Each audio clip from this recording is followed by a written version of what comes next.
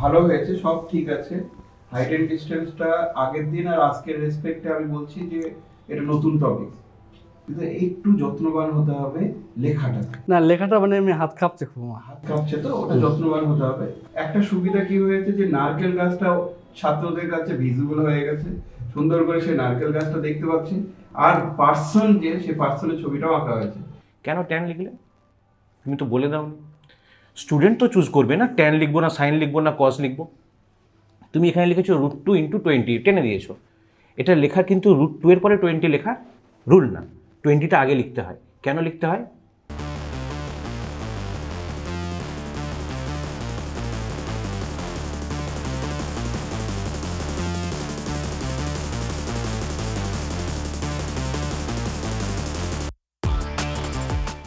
Good morning student, কেমন আছো সবাই? সবাই খুব ভালো আছো তো? আচ্ছা, আজকে কত তারিখ বলো তো? হ্যাঁ, কত তারিখ? আচ্ছা দেখো, 20 তারিখ, তাই তো? আচ্ছা, আমার লেখাটা কেউ দেখতে পাচ্ছ? দেখতে পাচ্ছ না? এবার দেখো, দেখতে পাচ্ছ কি না? আচ্ছা, আমরা যখন দেখি তখন কেমনভাবে দেখি বলো তো? সরলরেখা দেখি না বক্ররেখা দেখি? কেমনভাবে দেখি? সরলরেখা দেখি, তাই তো? আচ্ছা, আগের দিন আমি পড়িয়েছিলাম ত্রিকোণমিতিক যে অনুপাত বা যে কোণগুলোর মান কীভাবে বার করবো সেটা আমরা শিখেছিলাম। আজকে আমরা একটা দারুণ একটা ইন্টারেস্টিং জিনিস শেখাবো। চলো দেখো, তোমাদের জানলার বাইরে একটা নারকেল গাছ দেখা যাচ্ছে না? এই নারকেল গাছের যদি আমি বলি হাইটটা মাপতে হবে গাছে না উঠে, বা পাশে যে বিল্ডিংটা দেখা যাচ্ছে এই বিল্ডিংটা কতটা উচ্চতা সেটা মাপতে হবে। তোমরা কি কেউ বিল্ডিংয়ের উপরে না উঠে বা ওই নারকেল গাছে না উঠে হাইটটা কি মাপতে পারবে? কেউ পারবে না, না? আচ্ছা চলো আমরা এই বিষয়ে শিখবো। আজকে আমাদের বিষয় হবে হাইট অ্যান্ড ডিস্টেন্স।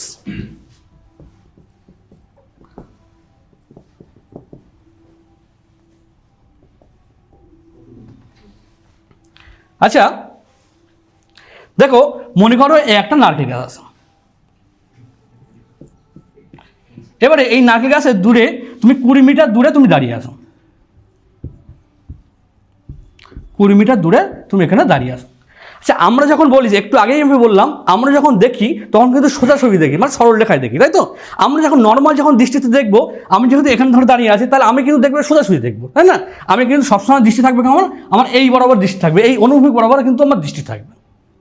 এবারে দেখো, আমি যদি নারকেল গাছের মাথাটা দেখতে চাই তাহলে কেমন হয়? আমি কি সোজাসুজি দেখতে পাবো? দেখতে নিশ্চয়ই পাবো না। আমাকে কি করতে হবে? আমাকে চোখের দৃষ্টিটা আমাদেরকে উপর দিকে তাকাতে হবে। তাহলে আমরা যখনই আমরা নারকেল গাছের মাথার দিকে তাকাবো তখন কিন্তু আমাদের দৃষ্টিটা হবে কি এই বরাবর হবে। মানে আমাদের যে দৃষ্টি প্রথমে ছিল এরকম এই দিকে সোজাসুজি ছিল, এবার আমরা যখন নারকেল গাছের মাথার দিকে যাবো একটা অ্যাঙ্গেলে কিন্তু আমাদের দৃষ্টিটা কিন্তু ঘোরাতে হবে, এবং সেই অ্যাঙ্গেলটার নাম দিলাম আমি থিটা। এটাকে বলা হয় উন্নতি কোণ বলা হয়। এটাকে বলা হয় উন্নতি কোণ। আবার দেখো, আমি যদি এখান থেকেই সোজাসুজি তাকাচ্ছিলাম যখন, তারপরে যদি আমি আমার দৃষ্টি যদি নারকেল গাছের গোড়ার দিকে আনি তাহলে কিন্তু আমাকে আমার দৃষ্টি সোজাসুজি ছিল তখন কিন্তু দৃষ্টিটা আবার কিন্তু নিচের দিকে নামাতে হবে। তখন আমার যে অ্যাঙ্গেলটা তৈরি হবে আমার চোখের সাথে, আমার ওই অনুভূমিক রেখার সাথে, তখন কিন্তু এই অ্যাঙ্গেলটা তৈরি হবে। এবারে এই যে অ্যাঙ্গেল, এই যে উপরের দিকে যখন তাকাবো এটাকে আমরা নাম দেবো উন্নতি কোণ নাম দেবো, আর যখন আমরা নিচের দিকে তাকাবো সেটাকে নাম দেবো অবনতি কোণ। তাহলে এটাকে নাম দেবো উন্নতি কোণ, এবং এই যখন আমরা নিচের দিকে তাকাবো অনুভূমিক রেখার সঙ্গে যখন নিচের দিকে তাকাবো সেটাকে আমরা নাম দেবো অবনতি কোণ। দেখো, আমরা উপর দিকে তাকাচ্ছি বলে আমরা এটার নাম দিলাম উন্নতি কোণ, আর যেই আমাদের দৃষ্টি নিচের দিকে হচ্ছে সেটাকে আমরা নাম দিলাম অবনতি কোণ। এবার দেখো, আমি প্রথমে বলেছিলাম যে আমরা এই নারকেল গাছ থেকে 20 মিটার দূরে কিন্তু অবস্থান করছি, এবং এই যে তুমি যে নারকেল গাছের উপরে যখন দেখছিলে মনে করো এটা 60 ডিগ্রি কোণে তুমি দেখছো, মানে এই যে অ্যাঙ্গেলটা তোমার তৈরি হচ্ছে যখন সোজাসুজি দেখছিলে তখন এই সরলরেখা যেখানেই তুমি নারকেল গাছের মাথা দেখছো এই যে অ্যাঙ্গেলটা তৈরি হয়েছে সেটা মনে করো তোমার 60 ডিগ্রি। আমরা গতদিন শিখেছিলাম সাইন কস ট্যান সম্পর্কে আমরা জেনেছিলাম, এবং এখানে দেখো আমরা যেটা লক্ষ্য করি এখানে কিন্তু একটা সমকোণী ত্রিভুজ তৈরি হচ্ছে। এখানে কিন্তু এ বি সি একটা সমকোণী ত্রিভুজ তৈরি হচ্ছে, এবং সমকোণী ত্রিভুজের আমরা জানি ট্যান থিটা বা ট্যান 60 ডিগ্রি কত হবে? ট্যান থিটা মানে কি? লম্ব বাই ভূমি। এখানে দেখো এই 60 ডিগ্রি কোণের সাপেক্ষে লম্ব কোণটা হবে, লম্ব হবে বিসি, এবং ভূমি কোণটা হবে, ভূমি কিন্তু এবি হবে। একটু আগে বলেছিলাম আমি যে আমি নারকেল গাছের গোড়ার থেকে 20 মিটার দূরে কিন্তু অবস্থান করছি, তাহলে এটা যদি 20 হয় তাহলে এটাও আমার 20 হবে। তাহলে দেখো এখানে এবির মানটা কত হবে, 20 হবে। আর দেখো এই যে বিসি, এই বিসিটা যদি আমি বার করতে পারি তাহলে কিন্তু নারকেল গাছের হাইট মাপতে পারবো, কারণ এর সাথে যদি আমার হাইটটা যোগ করে দেই তাহলে কিন্তু নারকেল গাছের হাইটটা কিন্তু আমি পেয়ে যাবো। তাহলে আমি এই বিসির হাইটটা কিন্তু আমার বার করার মূল উদ্দেশ্য। তাহলে এই বিসিটা এখানে আমি লিখে রাখলাম। আর এখানে হচ্ছে 60 ডিগ্রি কোণ, tan 60 ডিগ্রি মান কত কেউ একজন বলো? হ্যাঁ কত, √3। তাহলে আমি এখানে √3 লিখে দিলাম। তাহলে বিসি সমান কত হচ্ছে, বিসি সমান হচ্ছে কি √3 × 20। তো দেখো আমরা কিন্তু এই নারকেল গাছে না উঠেই কিন্তু নারকেল গাছের হাইটটা কিন্তু মাপতে পারলাম। একই রকমভাবে তোমাদের যদি বলা হয় কোনো একটা বিল্ডিংয়ের বা পাশের যে বিল্ডিং আছে, তোমাদের স্কুলে আরেকটা যে বিল্ডিং আছে, এই বিল্ডিংয়ের দৈর্ঘ্য মাপতে বলা হয়, তাহলে কিন্তু তোমরা কিন্তু সেই বিল্ডিংয়ের দৈর্ঘ্য কিন্তু একই রকমভাবে মাপতে পারবে। পারো তো সবাই? আচ্ছা, পরের দিনে তোমাদের এটাই তোমার কাজ দেবো যে তুমি বিল্ডিংয়ের থেকে 10 মিটার দূরে দাঁড়িয়ে থাকবে এবং বিল্ডিং থেকে কতটা বিল্ডিংয়ে যখন মাথা দেখবে সেই মাথার যে অ্যাঙ্গেলটা তুমি একটা মেপে নেবে। মাপার পরে সেটা তোমার বিল্ডিংয়ের দৈর্ঘ্যটা তুমি পরের দিনে মাপার চেষ্টা করবে। ঠিক আছে, 5 মিনিটের মধ্যে হ্যাঁ, মোটামুটি 6 মিনিট হয়েছে, ভালো হয়েছে, সব ঠিক আছে। হাইট এন্ড ডিস্টেন্সটা আগের দিন আর আজকের রেসপেক্টে আমি বলছি যে এটা নতুন টপিক, অর্থাৎ সবাই এই টপিকসটা চুজ করবে না, সেটাতে টিচার কিন্তু ইমপ্রেসড হবে, যে টিচার বলবে এটা ঠিক লাগলো, কিন্তু একটু যত্নবান হতে হবে লেখাটা। না, লেখাটা মানে আমি হাত কাঁপছে খুব, হাত কাঁপছে তো, ওটা যত্নবান হতে হবে, কারণ ওই যে tan 60 ডিগ্রি সমান যেটা হলো, তারপরে একটা বা লিখতে হয়, তাহলে একটু বা লিখতে হবে, সুযোগ দিতে হবে, বা লিখতে হবে, বা ইমপ্লাই লিখতে হবে, যে কোনো একটা ইমপ্লাই লিখতে হবে। ওই √3 বিসির মানটা √2 × 20 যেটা আছে সেটা কিন্তু বোঝা যাচ্ছে না, তাহলে আমাকে আরেকটু লিখতেই হবে। আমরা 45 ডিগ্রি করে দেবো তাহলে। 20 লেখাটাতে একটু যত্নবান হ্যাঁ। হতে হবে। একটা সুবিধা কি হয়েছে যে নারকেল গাছটা ছাত্রদের কাছে ভিজিবল হয়ে গেছে, সুন্দর করে সেই নারকেল গাছটা দেখতে পাচ্ছি, আর পার্সন যে সে পার্সনের ছবিটাও আঁকা হয়েছে, এটা খুব সুন্দর হয়েছে। কিন্তু নারকেল গাছের কিন্তু দূরত্ব এটা বেরোয়নি কিন্তু এখনো, আমার বিসি বেরিয়েছে, তাহলে আমাকে আবার বি থেকে ভূমি পর্যন্ত ওটাও বের করা উচিত। হ্যাঁ, এর হাইট আমার হাইটটা এর সঙ্গে যোগ করে দিলে, হ্যাঁ, তাহলে ওটা যোগ করে দিয়ে তাহলে বলবে কমপ্লিটলি বলতে হবে। কি হয়, আমি ধরে নিলাম যে 2 মিনিট 3 মিনিট দেবে, কিন্তু যখন আমরা এখানে কনক্লুশন টানবো তখন ডাকছে না, বা ফার্স্ট পার্সন হিসাবে আপনাকে ডেকেছে, তাহলে সেক্ষেত্রে হয়তো ডাকছে না, যে আরো দেখতে চাইছে, ওই যে লাস্টে ফিনিশিং টাচ দিলে তখন সে বুঝে যাবে যে হয়তো 2 মিনিটে বা 3 মিনিটে রেডি করে এনেছিল। তো ওটা তারপরে যদি ডেকে নেয় দেন ওকে, আর যদি না ডাকে তাহলে ওই নিজের হাইটটা অ্যাড করে দিয়ে টোটাল নারকেল গাছের দূরত্ব বলে দিতে হবে। ঠিক, থ্যাঙ্কস। বাকি বলাটা খুব সুন্দর ছিল, টন্টিংটাও খারাপ ছিল না, প্রফেশনালি লুক লেগেছে, নার্ভাসনেস থাকলেও সেটা বোঝা যাচ্ছিল না, ঠিকঠাক ছিল, অসুবিধা কিছু না, মানে এটা খারাপ না। আমি তোমাকে দুটো পয়েন্ট বলি। প্রথমত, তুমি যখন এটা শুরু করলে তুমি লিখলে tan 60 = tan θ = বললে, তারপর লিখলে tan 60 = BC/AB। কেন tan লিখলে? তুমি তো বলে দাও। স্টুডেন্ট তো চুজ করবে না, tan লিখবো না সাইন লিখবো না কস লিখবো, তুমি tan হট করে লিখে দিলে। এটা স্টুডেন্টকে চুজ করতে দেওয়া উচিত যে আমার এই হাইটটা বার করতে হবে, আমার এইটা হাতে আছে, তো এই দুটোর মধ্যে কি রিলেশন আছে সেই রিলেশনটা আমি লিখবো ফার্স্ট। সেকেন্ড, যখন তুমি এটা লিখেছো √2 × 20, তারপরে আমি লিখবো যে BC/AB বলে আমার হাতে আছে এই ডিসটেন্সটা, আমার হাতে আছে যেটা AB, আর আমাকে বার করতে হবে BC, মানে ভূমি আমার হাতে আছে, আমাকে বার করতে হবে লম্ব। ভূমি আর লম্বের মধ্যে কি রিলেশন আছে সেইটা আমি সেখান থেকে নেব, ঠিক। নেক্সট হচ্ছে, তুমি এখানে লিখেছো √2 × 20 টেনে দিয়েছো, এটা লেখার কিন্তু √2 এর পরে 20 লেখা রুল না, 20টা আগে লিখতে হয়। কেন লিখতে হয়? √2 আগে 20 কেন লিখতে হয়? 20 √2 লেখা থাকে, √2 × 20 কেন লেখা হয় না? কেন লেখা হয় না বলো তো? তার কারণ রুটের মধ্যে এটাকে ইনক্লুড হয়ে যেতে পারে। আচ্ছা আচ্ছা, আমরা যখন কনসিডার করবো √2 যেহেতু একটা ওরকম ভ্যালু, সেই জন্য √2টাকে শেষে লিখতে হয়। ওকে, এখানে কিন্তু তুমি আর ইউনিট লেখনি তাড়াহুড়োর জন্য, যখন করবে ইউনিটটা কিন্তু শেষে লিখে দেবে। এই যে ওখানে মিটার ছিল তোমার 20 মিটার, এখানে তোমার আর ইউনিট নেই, আর শেষে দ্যাট ইমপ্লাইজ এগুলো নেই, ঠিক আছে। এগুলো একটু মাইনিউটলি খেয়াল করতে হবে, ঠিক আছে। বাকি তো ভয়েস ইচ অ্যান্ড এভরিথিং সেগুলো তো খুবই সাউন্ডিং, অসুবিধে কিছু নেই, সব প্রতিভ সব ঠিক আছে। এইগুলো আর লেখাটা যেটা বললাম এটা আমার হাত কাঁপছে, ঠিক আছে, এখন হাত কাঁপছে, বোর্ডও কাঁপছে, হ্যাঁ দুটোতে আবার কখনো কখনো রেজোনেন্স হয়ে যাচ্ছে। আর আমরা তো আমাদের পেছনে স্মার্ট বোর্ড ছিল, স্মার্ট বোর্ডটা খুব একটা হেল্পফুল হবে না, কারণ স্মার্ট বোর্ড আমি চালাতো, সেই জন্য শুধু ইন্টারভিউর জন্য এটা কেন হয়, ঠিক। অর্থাৎ ইন্টারভিউ শেষ হয়ে গেলে এটা আর কিন্তু কাজে লাগবে না। ব্ল্যাক বোর্ডে লেখা আর হোয়াইট বোর্ডে লেখা একটু তফাৎ। হোয়াইট বোর্ডে খুব স্লিপারি হয়। হ্যাঁ, ব্ল্যাক বোর্ডে হবে, তার জন্য কি করতে হবে, হোয়াইট বোর্ডই তো লেখা হবে ওখানে, একটু টাইম লাগুক, একটু সুন্দর করে, যেমন গাছের ছবি দিয়ে একটু সুন্দর করে করতে হবে। এটা ভালো মানে হয়েছে। আর্টিকেল আমি সোলো করবো, এই যে সিকোয়েন্সে পড়াচ্ছি, পড়ার সঙ্গে তো আবার মেলাতে হবে না। না না আমি মানে স্লো করা যায়, এখানে যেহেতু আমাদের শুনতে পাচ্ছি যে টাইমটা দিচ্ছে না, ঠিক আছে, এই জন্য মনে হচ্ছে না তাড়াতাড়ি একটু করতে হবে, এরকম একটা ভাব আসছে যেন। হ্যাঁ, তাড়াতাড়ি করতে যে মেন পয়েন্টগুলো যেন না ছাড়ো আর কি, ঠিক আছে। যেমন এই যে তুমি হ্যাঁ, হাইটটা, বুঝতে পেরেছি, অনেক অবশ্যই। সময় আমাদের ক্লাস 10th লেভেলে এই হাইটটাকে ইনক্লুড করা হয় না, হিউম্যান হাইটটাকে খুব ছোট হিসাবে আমরা এটাকে নেগলেক্ট করে ফেলি, ঠিক আছে, মানে ভূমির সঙ্গেই ধরে নিই। তো আইদার তুমি এটা বলে দাও, তাহলে তোমাকে আর এই আসলে স্যার এখানে আমাকে উন্নতিকোণ যেহেতু বলতে হচ্ছে, তো অবনতিকোণ তো আমাকে টপিক ঢোকার আগে উন্নতিকোণ আর অবনতিকোণটা তাহলে কি এটা করতে পারো, এটা বলতে উন্নতিকোণ হচ্ছে। অবনতিকোণ যদি তুমি আলাদা করে দেখাতে চাও, তাহলে একটা বিল্ডিং এর উপর থেকে আরেকটা বিল্ডিং, সেটাতে উন্নতি অবনতি আরো ভালো দেখানো যাবে। মেবি এটা তো অসুবিধা কিছু নেই, ঠিক আছে। আর সেক্ষেত্রে এই লুপহোলসটা রয়ে গেল, এই জন্য মানুষের হাইটটা আমি রেখে দিয়েছি ঠিক আছে, হ্যাঁ, ঠিক আছে, ভালো। ঠিক আছে। তবে ওই 60 ডিগ্রি প্রথমে থিটা লেখা হয়, যেটা থিটা 1 লিখতে হবে, আর নিচেটা থিটা 2। এবার ধরে নাও আমি থিটা 1 এর মানটা 60 পেলাম, 60 ডিগ্রি পেলাম, তাহলে 60 ডিগ্রি দিয়ে অ্যান্সারটা হবে। ঠিক আছে, বাকি সব ঠিক আছে, অসুবিধা নেই। আচ্ছা, এবার বাকিদের ভয় কেটেছে তো একদম।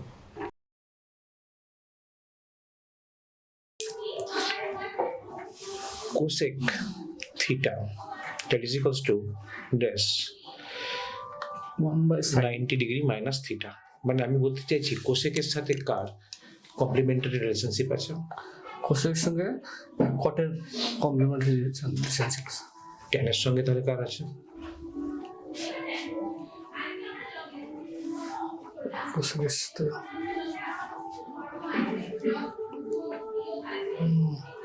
ট্যানের সঙ্গে কটে, ট্যানের সঙ্গে কট হবে, ট্যানের সঙ্গে কটের হবে, হ্যাঁ, কোসেকের সঙ্গে সেকেন্ড হবে। সেকের হবে। এগুলো ডেমো থেকে কোশ্চেন ছিল, মানে সবই ডেমো রিলেটেড। ঠিক। রেমেডিয়াল ক্লাসে আপনার পরিকল্পনা কি থাকবে? একটি বিষয় পড়াচ্ছে, রিমেডিয়াল ক্লাসে আমি চেষ্টা করবো আমার যে বাচ্চাগুলো পিছিয়ে আছে, রিমেডিয়াল ক্লাস মানে যে বাচ্চাগুলো যে পিছিয়ে থাকবে তাদের জন্য নতুন করে একটা পাঠ পরিকল্পনা করব, এবং যে বাচ্চার যে বিষয়ে সমস্যা সেই বিষয়ের উপর আমি জোর দেবো, এবং তার সঙ্গে আমি গ্রুপ ডিসকাশন বা পেয়ার লার্নিংয়ের উপর জোর দেবো। বেশ। একটি ছাত্রকে একটি সুতোর থেকে বা দড়ির থেকে 3টে অংশ করা হলো, দিয়ে 2টো অংশ দিয়ে দেওয়া হলো, তাকে বলা হলো কত অংশ দেওয়া হলো, এই দড়ি থেকে কত অংশ দেওয়া হলো, সে লিখলো 2/3 অংশ। তাহলে এই ক্ষেত্রে ছাত্রটির কি দক্ষতা তৈরি হয়েছে? ভগ্নাংশের ব্যবহারিক প্রয়োগটা ওরা ঠিকঠাকভাবে জানতে পেরেছে। আচ্ছা, মানে গাণিতিক যে ভাষাটা সেটাকে সে বুঝতে প্রতীক দিয়ে লিখতে পারছে। একটি স্টুডেন্ট 6 লিখতে গিয়ে উল্টো 6 লিখেছে, মানে এরকম একটা ছবি লিখেছে, তাহলে সেক্ষেত্রে সেই বাচ্চাটি নাম্বার পাবে? মানে এই 6টা উত্তর ছিল, সে লিখেছে 6-এর ঠিক উল্টো ছবি একটা, সে তাহলে নাম্বার পাবে? এখানে নাম্বার পাওয়া উচিত, মানে সমস্ত অঙ্কটাই ঠিক। এখানে যতটা ঠিক করেছে ততটা আমি নাম্বার দেবো, যতটা স্টেপ ঠিক করেছে তত নাম্বার দেবো। এবার এখানে যদি এখানে আমি পুরোপুরি না কেটে কিছুটা নাম্বার দেবো। না, এই ধরনের ভুল তাহলে একটি ছাত্র করছে কেন? তো এই ধরনের ভুলটা হচ্ছে হয়তো এই যে 6টা তার বুঝতে কোথাও একটা অসুবিধা হচ্ছে, 6-এর কোন দিকে মানে নিচেরটা কোন দিক হবে, উপরটা কোন দিক হবে, এইটা বুঝতে হয়তো বাচ্চার অসুবিধা হচ্ছে। সেটাকে আমি কিছুটা হয়তো নাম্বার দেবো, নাম্বার দিয়ে তাকে আমি ব্যাপারটা ক্লিয়ার করার চেষ্টা করব। মানে ওর শেখাটা কি তাহলে মানে সঠিক হয়েছে, শিখন প্রক্রিয়া সম্পূর্ণ? এবং যেহেতু আমি পুরোপুরি নাম্বার দিচ্ছি না, পুরোপুরি যেহেতু অঙ্কটা পুরোপুরি ঠিক করেছে, এবং একটা লেখার জন্য নাম্বারটা হয়তো ও চিনতে ভুল করছে, ঠিক আছে, আমি সেই জন্য কিছুটা নাম্বার কেটে নিলাম যাতে ও শিখতে পারে এই জায়গাটা ওর সমস্যা হয়েছে, এই জন্য পুরোটা না কেটে আমি স্যারের ওখান থেকে আমি কোশ্চেন করছি যে আপনি বারবার বোর্ডে আপনি 6 লিখছেন, আপনার স্টুডেন্ট দেখছে 9, ঠিক আছে, আপনি লিখছেন 9, ও দিচ্ছে 6, তো তো এই থেকে আপনি কি বুঝতে পারলেন? আপনি এখানে বোর্ডে হয়তো লিখছেন তার- 6। হ্যাঁ, তার এখানে হয়তো একটা যে সমস্যা হতে পারে, তার হয়তো দৃষ্টিশক্তি জনিত কোনো সমস্যা থাকতে পারে, বা না, দেখতে পাচ্ছে, দেখতে পাচ্ছে, দেখার কোনো সমস্যা নেই, ও দেখতে পাচ্ছে। আপনি যথেষ্ট বড় করেই লিখেছেন, কিন্তু আপনি যখন 6 লিখছেন ও দেখছে 9, আপনি যখন 9 লিখছেন হয়তো একটা ডিসগ্রাফিয়ার সমস্যা হতে পারে। বা ডিসগ্রাফিয়ার কি? ডিসগ্রাফিয়া হলো মানে কোনো একটা জিনিস যখন দেখছে, সেই দেখার অনুরূপ ঠিকঠাকভাবে রপ্ত করতে পারছে না। মানে ধরো একটা ম্যাপ পয়েন্টিং বা কোনো একটা লেখা যখন আমি 6টা যখন আঁকছে, তখন ও 6-এর কোন দিক, ডান দিক কোনটা, এখন বাঁ দিক কোনটা, এইগুলো হয়তো ঠিকঠাক রিলেট করতে পারছে না। বা একটা ম্যাপ পয়েন্টিং, এই ম্যাপিং যখন ডিসগ্রাফিয়া হলো ছবি আঁকা সম্পর্কে বা কোনো একটা গ্রাফ সে তো আঁকছে না ছবি, আপনি লিখছেন। 6টা তো একটা ছবির মতন, সেইটা হয়তো ও অনুকরণ করতে হয়তো ভুল করছে। আচ্ছা, আপনি যে ম্যাথামেটিক্স পড়াবেন ক্লাসে, কোন পদ্ধতি ব্যবহার করবেন ম্যাথামেটিক্সের সমাধান করার জন্য? ম্যাথামেটিক্সটা আমি আরোহী পদ্ধতির মাধ্যমে বা আরোহী পদ্ধতি বা ক্লাস ব্যবহারিক মানে প্র্যাকটিক্যাল পদ্ধতি আমি ব্যবহার করার চেষ্টা করবো। আর ওই পদ্ধতি বলতে কি বুঝেন? আরোহী পদ্ধতি মানে আমি কতগুলো উদাহরণ দিয়ে তারপরে আমি সিদ্ধান্তে আসা, এটাকে আমি এর উপর আমি জোর দেবো। আচ্ছা, আপনি ম্যাথ পড়াবেন তো এটাকে কিভাবে সাজাবেন? প্রথমে আছে প্রয়োগ, তারপরে আছে মূল্যায়ন, তারপরে বোঝাপড়া, তারপরে জ্ঞান। এটাকে কিভাবে ম্যাথে? প্রথমে আমি বোঝাপড়া দেবো, ঠিক আছে, বোঝাপড়া, তারপরে জ্ঞান, তারপরে আমি জ্ঞান না থাকলে বোঝাপড়া হবে? বোঝাপড়া মানে আমি এখন বলতে চাচ্ছি যে বিষয়টাকে বোঝাবো, তারপরে মানে ওর জ্ঞান না থাকলেও বুঝতে পারবে? আচ্ছা সরি, তাহলে আমি প্রথমে জ্ঞান, তারপরে বোঝাপড়া, তারপর আমি মূল্যায়ন, আর লাস্টে প্রয়োগ। মূল্যায়ন করার পরে কি প্রয়োগ করবেন?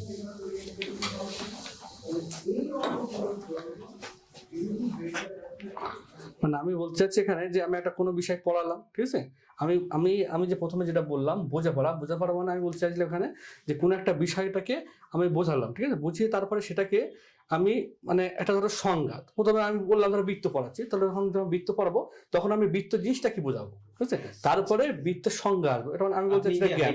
এবং তারপরে ওখানে tan 60 ডিগ্রি ইউজ করলেন, এবার ওর যদি ত্রিকোণমিতির নলেজ না থাকে তাহলে ও কি বুঝতে পারতো আপনার কথাটা?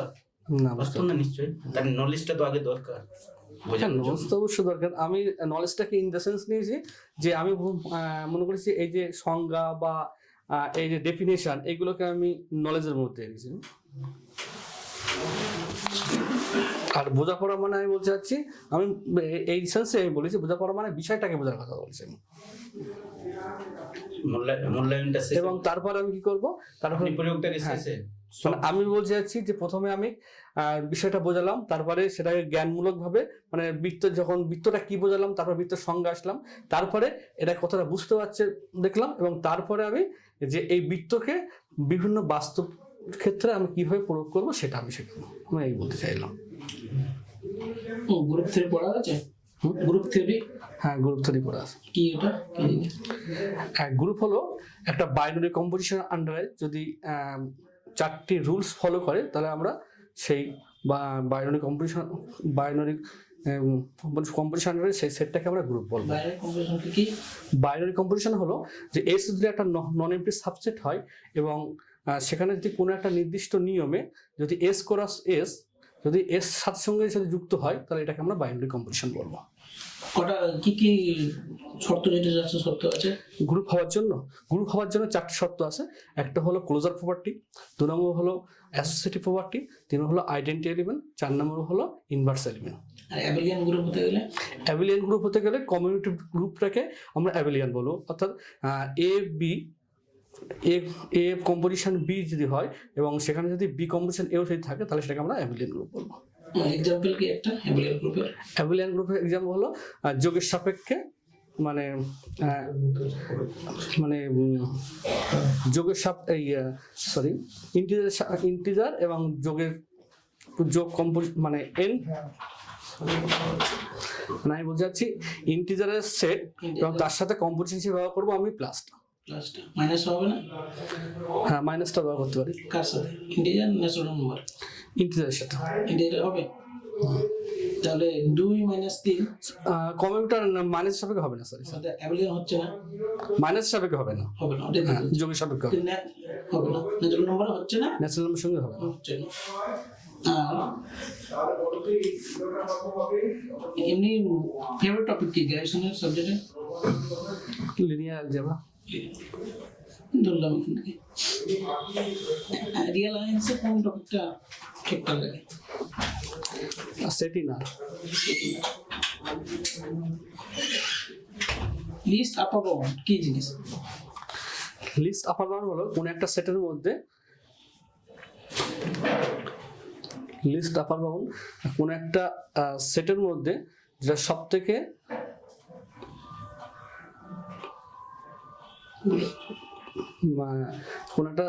কোন একটা সেটের মধ্যে অন্তর্গত কোন একটা এলিমেন্ট, যেটার কোন একটা এলিমেন্টকে বলবো লিস্ট আপার বাউন্ড যদি ওই সেটের সমস্ত এলিমেন্ট যদি তার থেকে ছোট হয়, ঠিক আছে, এবং লিস্ট আপার বাউন্ডটা ওই সেটের মধ্যে থাকবে। এক্সাম্পল একটা এক্সাম্পল হলো আমি যদি একটা সেট নেই যে 2 থেকে 3-এর মধ্যে, তাহলে আমরা লিস্ট আপার বাউন্ডকে আমরা 3 বলবো, 2 বলবো, সরি 2 থেকে আমরা লিস্ট। তাহলে একটা যদি 0 থেকে 1 এর মধ্যে হয় তাহলে লিস্ট আপার বাউন্ড কোনটা? 0 থেকে একটা x এর মান 0 থেকে 1 এর ভিতরে, তাহলে লিস্ট আপার বাউন্ড কোনটা? লিস্ট আপার বাউন্ড 1 হবে। 1 কি সেটার ভিতরে থাকতে হবে? না, না থাকলে হবে, না থাকলেও হবে। আর ঠিক আছে, ঠিক আছে। তোমার মেন সমস্যা যেটা, সেটা হচ্ছে অস্থিরতার জন্য বসে বসে আঙুল ফাটাচ্ছ। এটা করা চলবে না, ঠিক আছে, প্রথম কথা। ঠিক আছে, এখানে যেরকম আনসারটা করলে, তুমি তারে জামিন পর সিনেমাটা দেখেছো? দেখেছি, হ্যাঁ, ওটাই মনে করতে চাইছিলাম, মনে করতে পারছিলাম না। ওটা ডিসগ্রাফি না, ডিসলেক্সিয়া, ডিসলেক্সিয়া তো, যে উল্টো করে মানে অক্ষর দেখা। আমি ওটা মনে করার চেষ্টা করছিলাম কিন্তু মনে করতে পারছিলাম না বলে আমি দিতে পারিনি। সেকেন্ডলি উত্তর সপ্রতিভ, উত্তরগুলো যতটা দিয়েছো সপ্রতিভভাবেই দিয়েছো। উত্তর ঠিক ভুল সেটা তো জাজমেন্টের বিষয় আছে, উত্তরটা ঠিকঠাক দেওয়া হচ্ছে, কিন্তু ওই টেনশন লুকানোর জন্য হাতের এইটা করা, এই আড় ভাঙা, এগুলো খুব একটা শোভনীয় না। ঠিক আছে, এগুলো ইমপ্রুভ করার চেষ্টা হ্যাঁ, এগুলো ইমপ্রুভ করার চেষ্টা করবে। নেক্সট যেটা তুমি ডেমো দিচ্ছ, ঠিক আছে, বেসিক্যালি এটাতে কি হচ্ছে, সমস্ত নলেজ তো যাচাই করা সম্ভব না, যেটা ডেমো দিচ্ছ সেইটা তুমি ভালো করে তৈরি করে এসেছো, এটাই তারা ভেবে নেয়। ঠিক আছে, সেই জন্য সেখান থেকে যা কিছু প্রশ্ন করার সেটা করবে। ঠিক আছে, শুধুমাত্র আমারটুকু পড়ানোটুকু পড়াবো বললে হবে না। ট্রিগোনোমেট্রি যখন দিয়েছো, ট্রিগোনোমেট্রির সমস্ত এক্সটেন্ট অব্দি পড়াশোনা করে আসতে হবে। অ্যাকচুয়ালি স্যার মানে এগুলো থেকে অনেক দূর ডিটেক্স তো অনেক দিন, ঠিক আছে, যার জন্য এই সমস্যাগুলো একটু সেকেন্ডলি যেহেতু করতে হতো, প্রাইমারি স্কুলে আছেন, আপনি প্রাইমারি স্কুলে আছো, সেই হিসাবে প্রাইমারি স্কুল সংক্রান্ত বিভিন্ন প্রশ্ন কিন্তু আসতে পারে, বিভিন্ন প্রশ্ন আসতে পারে। সেটা ন্যাশনাল এডুকেশন পলিসির নতুন রুল হোক, বা প্রাইমারি এডুকেশনের কি সমস্যা সেটা হতে পারে, বা মিড ডে মিল সংক্রান্ত জিনিসপত্র এখানে আসতে পারে, হলিস্টিক রিপোর্ট কার্ড আসতে পারে, সবগুলোই করার মধ্যে আছে। এই সমস্ত বিষয় থেকে কিন্তু কোয়েশ্চেন্স আসতে পারে, সেইটার ব্যাপারেও তৈরি হতে হবে। ঠিক আছে, সেগুলো আমরা এখন এইটা সুযোগ হয়নি আমাদের করার, পরে নেক্সট তাতে আমরা করে নেব। ঠিক আছে স্যার, আরেকটা প্রশ্ন আমি করছিলাম, আমি যখন এই ডেমো দিচ্ছিলাম, ডেমোর মধ্যে কিছু সমস্যা তো আপনারা বললেন, বুঝতে পারলাম, ঠিক আছে। এবারে আমার ব্যক্তিগতভাবে মনে হচ্ছে যে আমাকে যে পড়ানো এটা কি স্পিড হয়ে যাচ্ছে কি না, একটু স্লো করা দরকার না, মানে আসলে অ্যাকচুয়ালি আমি যখন প্রিপেয়ার্ড হচ্ছি, যখন ইউটিউবে দেখছি, যখন 2 মিনিটে 3 মিনিটের মধ্যে যখন কম ডেমো দিতে বলছে, ঠিক আছে, এই জন্য আমি মানে মানসিকভাবে টার্গেট নিচ্ছি একটু তাড়াতাড়ি পড়ানো, সেটা কি আমার ঠিক হচ্ছে নাকি না, আমার যে ডেমোটা পড়ালাম মানসিকভাবে প্রিপারেশন নিয়েছো, একটু তাড়াতাড়ি পড়ানো, কোনো অসুবিধা নেই। তাড়াতাড়ি মনে হচ্ছে এই কারণ হচ্ছে মনের ভেতরে জমে আছে অনেক কথা, সেটা হড়বড় করে বেরিয়ে যাচ্ছে। দুটোর মধ্যে যখন অ্যাডজাস্ট চলে আসবে না, তখন ঝড়ের গতিতে বলে গেলেও মনে হবে স্পিডে বলছি। ঠিক, এটার জন্য প্র্যাকটিস দরকার। যত বেশি প্র্যাকটিস করবে, তুমি তাড়াতাড়ি বলো, আরো তাড়াতাড়ি বলো, তোমার তখন মনে হবে না তুমি তাড়াতাড়ি বলছো। ক্লিয়ার? যেহেতু ডেমোতে সময় ওখানে যখন দিচ্ছি তখন এরকম মনে হচ্ছে যে এই জায়গাটা দেওয়ার পরে মনে হচ্ছে এই জায়গাটা আর এই বললে এই জায়গাটা একটু বললে মনে ভালো হতো। রবীন্দ্রনাথ এখন লিখতে দিলে একটু ভালো লিখতো, চিরকাল রয়ে যাবে এটা। ডেমো যেহেতু সময় কম, যতটা পারা যায় ইন্ট্রোডাকশনকে অ্যাট্রাকটিভ করা, মানে ইন্ট্রোডাকশনটাই যেন মানে ইমপ্রেস হয়ে যায়। মানে এই যখন আমি এটা দিলাম ওই হাইট এন্ড ডিস্টেন্স, এই যে বাইরের নারকেল গাছ উদাহরণ দিলাম বা বিল্ডিং উদাহরণ, তো ঠিক আছে না? ওটাকে আর কি ভাবে কি ইমপ্রুভ করা যাবে ওটা? কোনটা? ওই যে নারকেল গাছ না, নারকেল গাছ ভিজিবল জিনিস তো, বাচ্চারা দেখতে পায়, যেই জিনিস দেখতে পায় বাচ্চারা সে এক্সাম্পল দিতে হয় সবসময়, ঠিক আছে? এক্সাম্পল ঠিক আছে, ঠিক আছে। স্যার একটা কথা বলছিলাম যে স্যার বলছিল যে এটাকে বেশি জন বেশ বাঁচতে যেও না, তো এটা স্যার এই সেলিম স্যার বলছিল যে এটা কেউ পড়ায়নি এবং এটাকে তোমরা বাঁচতেও যেও না, তা এটা বাঁচলে কি কোনো ভুল হবে? মানে আমি চিন্তা করেছি যে ট্রেনের জীবনে বলেনি তো, এটা ইউনিক, এটা বেশি জন, এটাকে বেশি করে গ্রহণ করতে বলছে। তবে সবসময় দুটো না, আমি তো দুটো তিনটে প্র্যাকটিস করেছি। আমি alternative একটা রাখতে আমি দ্বিঘাত সমীকরণে প্র্যাকটিস করেছি এবং রাশি বিজ্ঞানে প্র্যাকটিস করেছি, বুঝলেন? রাশি বিজ্ঞান প্র্যাকটিস করেছি, দ্বিঘাত সমীকরণ প্র্যাকটিস করেছি, আর আমি এই হাইট অ্যান্ড ডিস্টেন্স করেছি। ট্রিগোনোমেট্রি, মেনসুরেশন, জিওমেট্রি, এই পোর্শনগুলোতে দেখালে বাস্তব এক্সাম্পল বেশি দেওয়া যায়, ভালো করে ডেমোটা দেওয়া যায়, ঠিক? আর যত পিওর ম্যাথমেটিক্সে চলে যাবে তুমি, তত তোমার স্কোপটা কমে যাবে, ঠিক? তাই আচ্ছা, এই যে রাশি বিজ্ঞান স্যার যে তুলনা করি যে রাশি বিজ্ঞান বা হাইট অ্যান্ড ডিস্টেন্স, এই দুটোর মধ্যে কোনটা পড়ালে বেশি ভালো হবে? মানে আমি নিজে একটু কনফিউশন। দুটোই ভালো হবে। দুটোই ভালো হবে। রাশি বিজ্ঞান তো বাস্তব উদাহরণ দেওয়া যাচ্ছে, ঠিক আছে? কিন্তু স্ট্যাটিস্টে গেলে একটা সমস্যা হচ্ছে, স্ট্যাটিস্টিক্সের কিন্তু খুব ভাস্ট সিলেবাস, হ্যাঁ, ওখান থেকে উপর লেভেলে তোমার কোশ্চেন জিজ্ঞেস করতে পারে। ডেমো এবারে আমি এই জায়গাটায় আমি একটু প্লাস পয়েন্ট করছি। হ্যাঁ, স্ট্যাটিস্টিক্স যদি স্ট্রং না থাকে, হ্যাঁ। ঠিক আছে, ওখানে না যাওয়াই স্ট্রং ভালো। যতটা আমার দুর্বলতা আছে, এই দুর্বলতা যদি কাটিয়ে উঠতে, কারণ আমি যখন স্ট্যাটিস্টিক্স যাবো তখন আমি বুঝে নেবো আমার কোশ্চেন এখান থেকেই হবে। আমার আর অ্যালজেব্রা বা এগুলো উপরে একটু কম জানলেও আমার খুব একটা বেশি অসুবিধে হয় বলে মনে হয় না। এই জন্য- কনফিডেন্স থাকে স্ট্যাটিস্টিক্সের উপরে, তো মানে কনফিডেন্স মানে দেখেন স্যার, আমার তো সময় তো মোটামুটি আমি 1 মাস পাবো বলেই মনে হচ্ছে, ঠিক আছে? আমাদের লেভেলে যে 10th লেভেলে যে মানে ওখানে তো কিছু নেই, ওখানে। মিডিয়ান মোড, হ্যাঁ, সেখান থেকে আসবে সংজ্ঞা বলে স্ট্যান্ডার্ড ডেভিয়েশন। ওখানে তো তেমন কিছু নেই। কেন এটাকে করা হয়? অজাইব আসবে, হিস্টোগ্রাম আসবে, এই জিনিসগুলোই, more than type, less than type, ঠিক আছে? মানে এখান থেকে বোঝা যাচ্ছে এটা ধরলে কি হবে, অনার্স লেভেলে এখান থেকেই হয়তো কোশ্চেন করবে, ঠিক আছে? তো এটা ধরা কি সুবিধা হবে নাকি না হাইট অ্যান্ড ডিস্টেন্স করাটাই? বোথ, দুটোই সুবিধাজনক, অসুবিধা কিছু নেই, কিন্তু দুটোতেই সাউন্ড নলেজ রাখতে হবে। যদি মনে হয় যে আমার স্ট্যাটিস্টিক্সের নলেজ ভালো আছে, আমি কোপ আপ করতে পারবো যে কিছু আনসার, ঠিক আছে? যদি গ্র্যাজুয়েশন থেকে প্রচুর কোশ্চেন করে, তুমি যদি আনসার না দিতে পারো, তাতে প্রবলেমের কিছু নেই, তখন স্যারেরা গ্র্যাজুয়েশন থেকে নেমে চলে আসবে। তোমাকে রিজেক্ট করা উদ্দেশ্য না, তোমাকে নেওয়া উদ্দেশ্য। চেষ্টা করো যে যে টপিকটা তুমি ডেমো দিবে হ্যাঁ। ওটাই বারবার রিভিশন, যেটা আমি দেব। অল্টারনেটিভ তো একটা থাকবেই, কিন্তু ওটাকে বেশি প্র্যাকটিস করে যাওয়া, ঠিক, মানে কনফিউশনের মধ্যে না থাকা যে আমি এটাই দেবো। ঠিক আছে। Thank you sir.